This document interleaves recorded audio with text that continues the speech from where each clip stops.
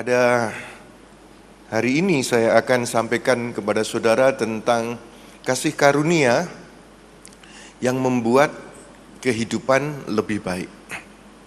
Grace membuat better life. Jadi kalau membuat kehidupan lebih buruk, itu pasti bukan grace. Siapapun, jika ada seseorang sebelum grace dengan sesudah grace, lalu keadaan orang itu jadi lebih buruk, itu pasti bukan kena grace. Grace itu sendiri bukan sebuah pengajaran. Grace itu sendiri adalah a person, yaitu Yesus. Markus pasal 7 ayat 37, Yesus mengubah semuanya menjadi baik. Jadi kalau seseorang kena grace, maka dia akan memiliki hidup yang lebih baik. Coba cek hidupmu dalam Kristus, lebih baik mana dengan yang dulu? Ketika saudara under law, dengan sekarang kita under grace, mana lebih baik? Saudara-saudara, ketika ada orang yang under law, berdoanya lebih baik, terlibat pelayanan di gereja lokal lebih baik, tunduk kepada otoritas lebih baik, persepuluhan lebih baik. Nah sekarang under grace, saudara-saudara, apakah lebih buruk dari itu? Grace akan membuat hidup seseorang lebih baik. Kalau menjadi lebih buruk dari ini, pasti itu bukan grace. Tetapi itu hidup sembarangan. Yang benar adalah gereja ini setelah under grace, semua jemaatnya berdoa lebih baik. Semua jemaatnya terlibat pelayanan di gereja lokal lebih sungguh-sungguh lagi. Semua jemaatnya tunduk pada otoritas lebih luar biasa lagi. Semua jemaatnya membawa persepuluhannya dengan penuh kasih lebih luar biasa lagi. Setuju katakan amin? Ayo kita tepuk tangan yang meriah bagi Kristus Yesus Tuhan. Nah saya membandingkan antara budak dengan majikan dan anak dengan bapak. Saya ingin memutarkan video ini. Ini anak tapi tidak baik. Coba ditayangkan.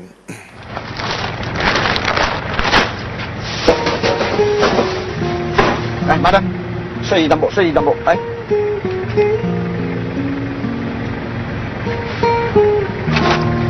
来。阿辉啊，你带我来这创什么啦？石头袂歹啊，倒手边你看，有树，搁有山，这手边有海，搁有水。中央呢，有你真正好朋友。你好哦，哇哦，今天的气色很好哦。来来来，进来，慢慢走啊，小心小心。啊，你看，老林他们都在等你了啊。请问恁家是不是老人院？不是，啊，这倒是老人 happy 的地方。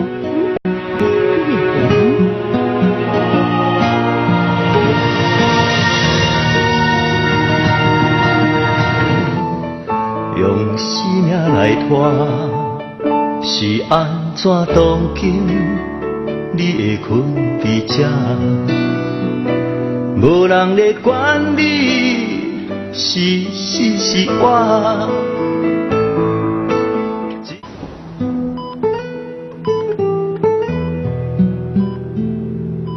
三工了，妈你搁是安尼款，我真担心。我跟你讲一件代志，你安我担心的，徛一刀一日8000。啊8000？啊你3工不是24000？我们现在哪里有这样多钱付？那我跟你讲啊，妈都陪死咱生死啊！死，兼人讲死，妈都会好的啦。是安怎当爸，我清了啊，你会困怎么办，二哥？知道了。妈的，搁真要。那你真凶哦！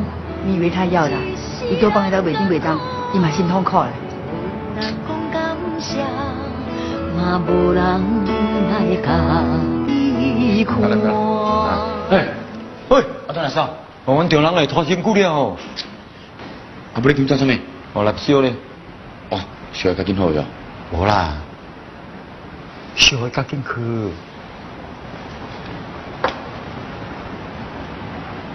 阮嘛唔甘，刚8000呢，老阮也讲伊袂好了啦，对不？阮也无钱了。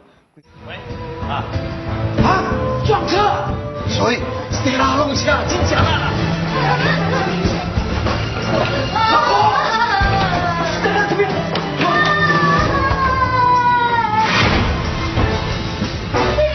你说我女儿怎么样了？他需要立刻动手术。你们是他父母，你们可以捐血吗？你们这里没有血的咩？他的血是 O-， 这里就有2包，刚好另外一个病人用了。从 National Blood Bank 调过来的话，需要一段时间。如果你们可以捐的话，那更好。我捐，我可以捐。老婆，你不可以啊！你有贫血，你捐血的话你会死的。我一定要救谁拉的？是我害他的，我就要坐前面的。医生，我也是 O-，我可以捐血。不可以啊，健康有问题。那你们2位都不可以。医生，你赶快去找血，3万、5万、10万都可以，钱不是问题。只要你们救我的女儿，多少钱都没有问题。这不是钱的问题。医生，你赶快去找血。刚才你说那包血给人家拿走，是不是住在 ICU 的那个老太太啊？那我不清楚。就是马德喽。马德更是要血吗？那就是马德拿走那个血喽。救马德干嘛？马德这样老了，救我也没有用。要救我女儿很年轻，医生求求你不要救我的女儿死了。老公对，我老婆不是人啊，你找我干是人啊？对呀。不管了，走吧。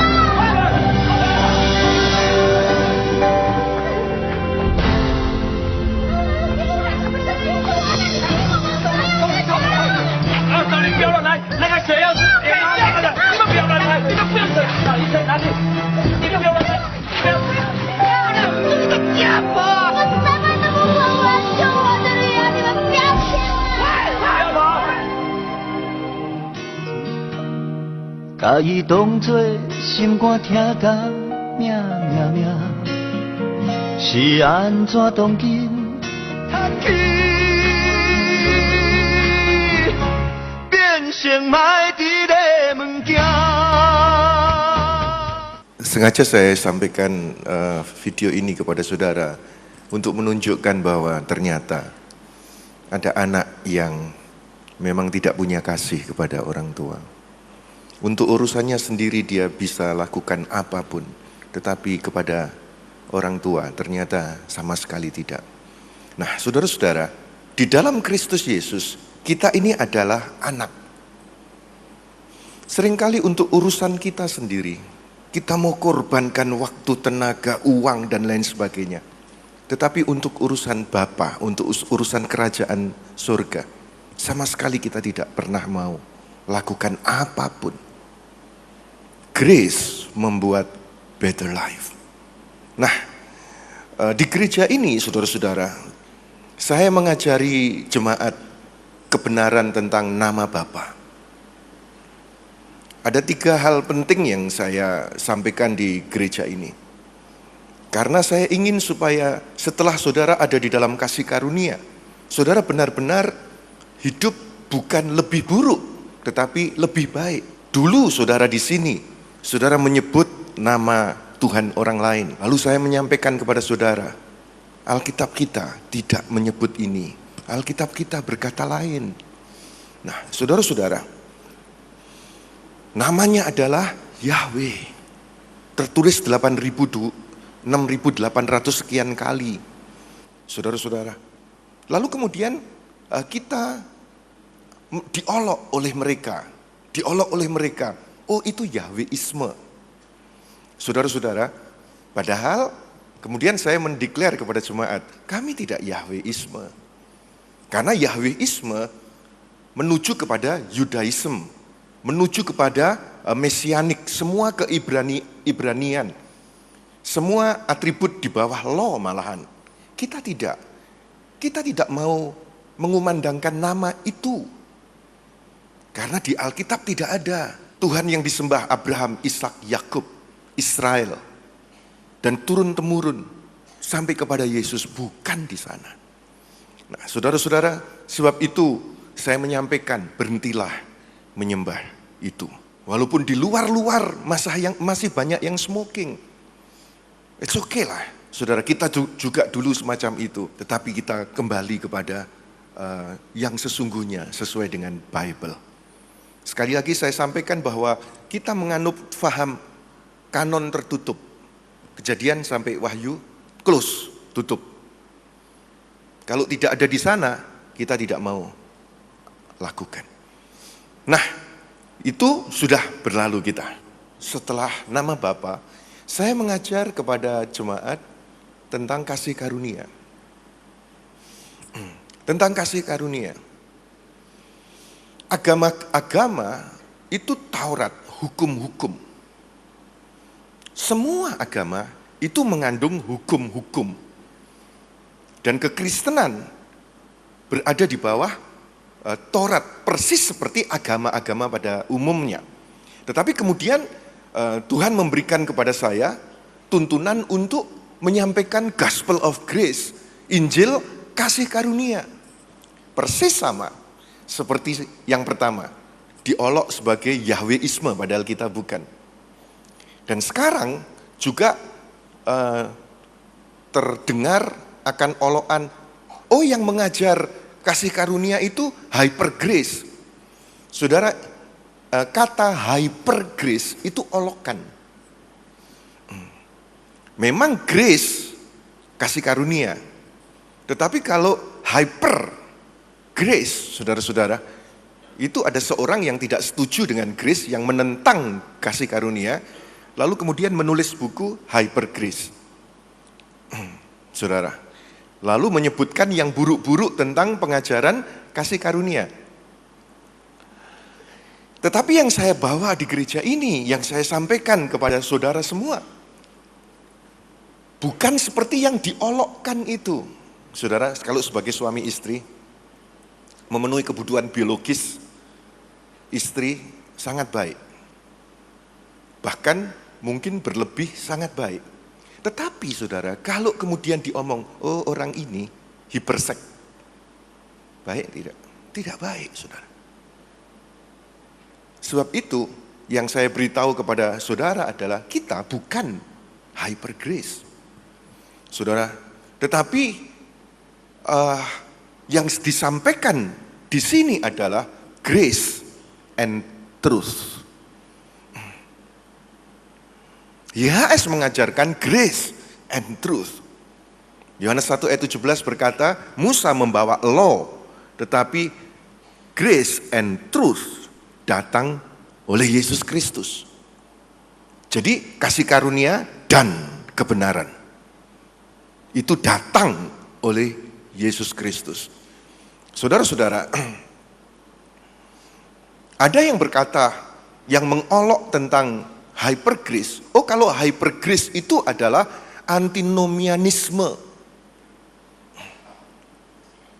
Anti itu melawan, nomos itu hukum. Melawan hukum, tidak perlu aturan.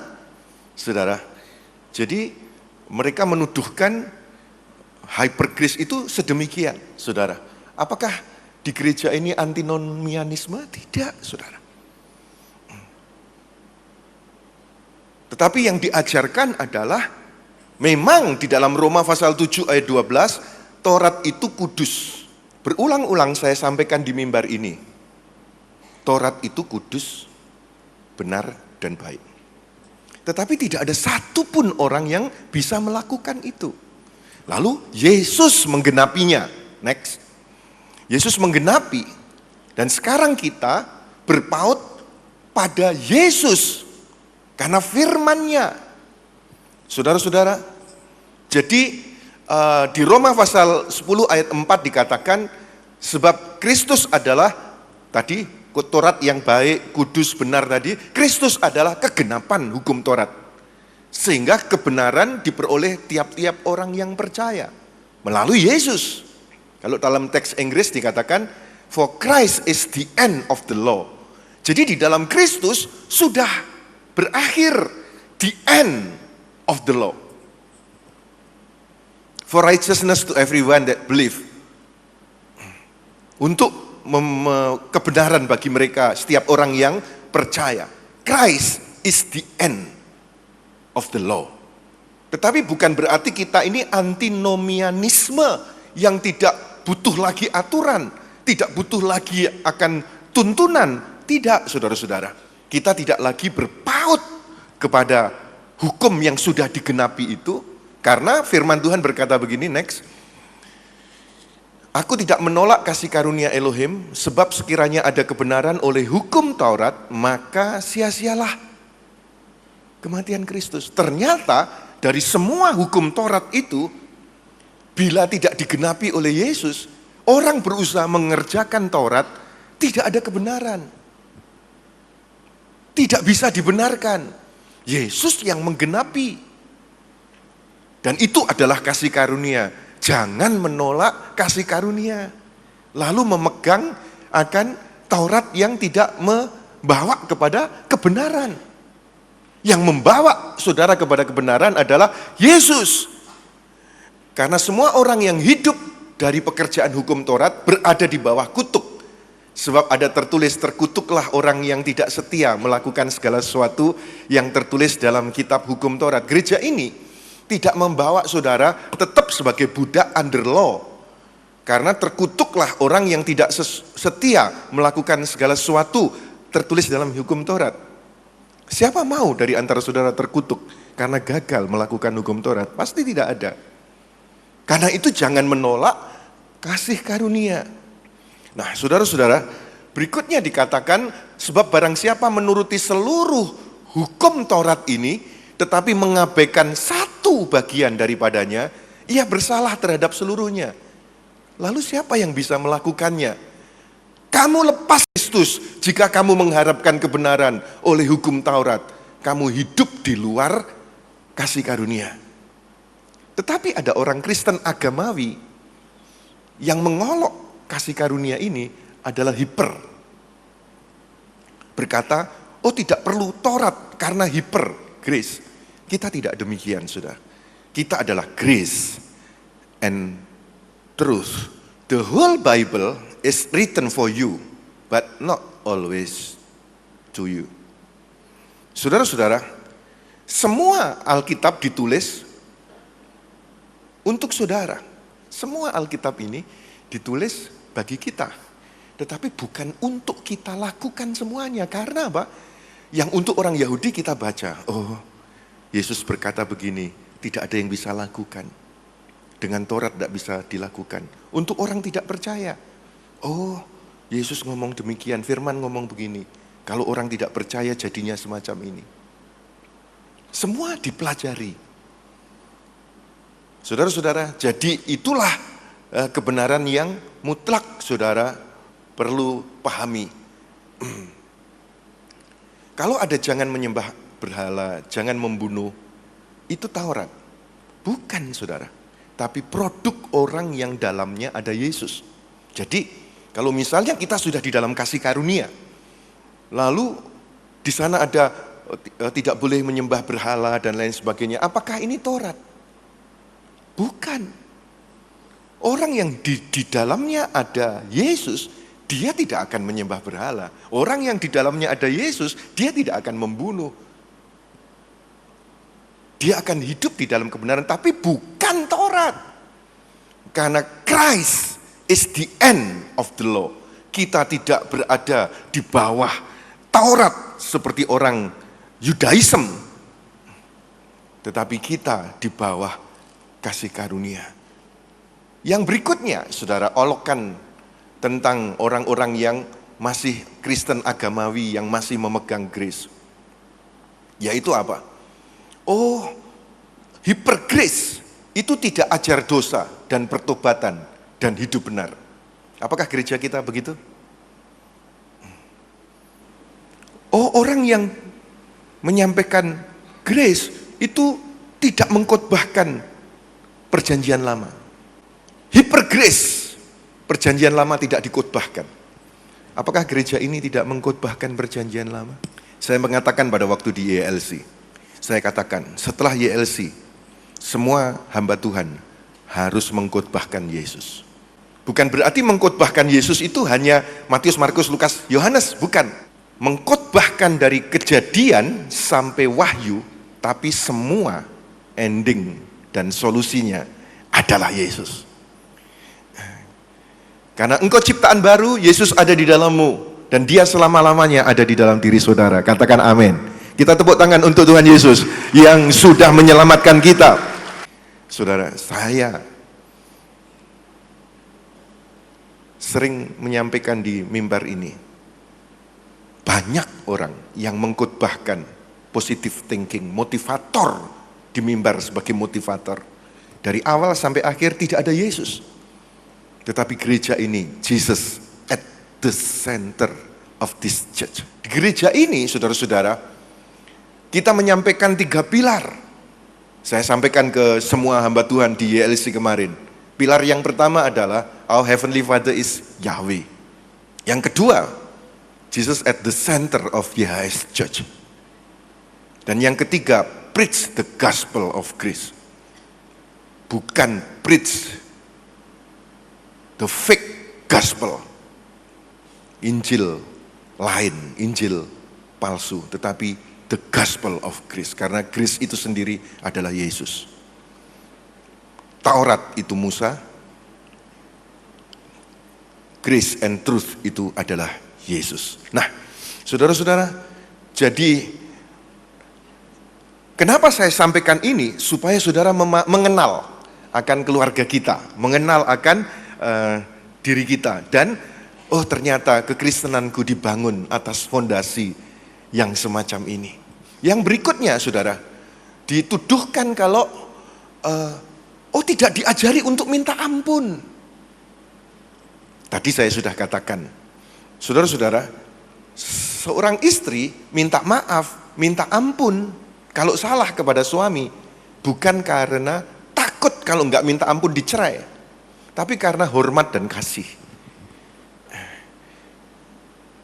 Kristen agamawi mengajarkan minta ampun supaya nggak dimasukkan neraka, minta ampun supaya nggak ditinggal oleh Bapak.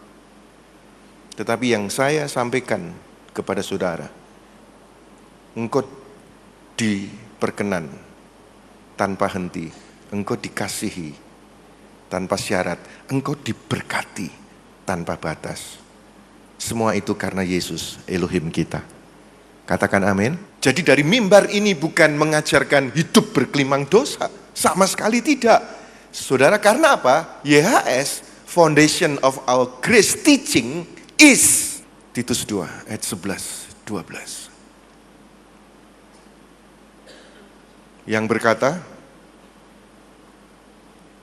karena kasih karunia Elohim yang menyelamatkan semua manusia sudah nyata. Grace sudah save kita. Ayat 12, grace itu mendidik kita. Meninggalkan kefasikan 1, 2, meninggalkan keinginan duniawi 3, hidup bijaksana 4, hidup adil 5, beribadah di dalam dunia sekarang ini. Jadi kalau ada olokan, mereka yang masih cinta Taurat dan hidup under law, mengolok sedemikian, kita bukan seperti itu. Law berkata, kalau kamu nurut diberkati, kalau kamu tidak nurut dikutuki. Kalau kamu setia, Tuhan setia. Kalau kamu enggak setia, Tuhan akan meninggalkanmu. Tapi oleh Yesus Kristus kita hidup di dalam kasih karunia. Engkau tidak setia, Dia tidak bisa memungkiri dirinya sendiri. Dia akan tetap setia kepadamu karena Yesus Kristus. Karena engkau anak. Engkau diperkenan tanpa henti, tidak akan berhenti. Karena Yesus. Engkau dikasihi tanpa syarat. Karena Yesus. Bapak mengasihimu tanpa syarat karena Yesus. Engkau diberkati tanpa batas. Karena Yesus sudah menanggung kutuk saudara. Itulah luar biasanya hidup di dalam dan bersama Kristus Yesus Tuhan. Ayo kita bertepuk tangan paling keras untuk kemuliaan Tuhan kita Yesus Kristus. Lebih meriah lagi. Katakan amin.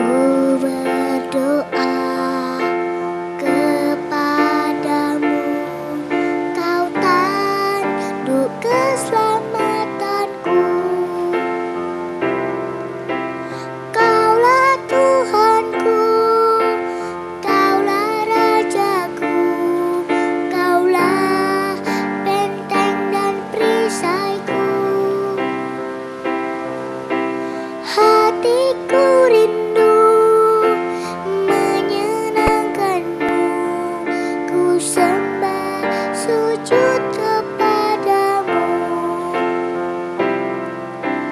Kaulah Tuhanku, Kaulah Rajaku, Kaulah benteng dan perisaiku.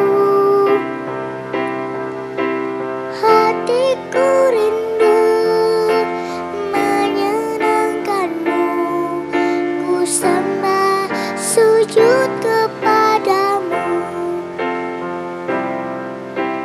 Kaulah Tuhanku, Kaulah Rajaku, Kaulah benteng dan perisaiku. Hatiku rindu menyenangkanmu, ku sembah sujud kepadamu.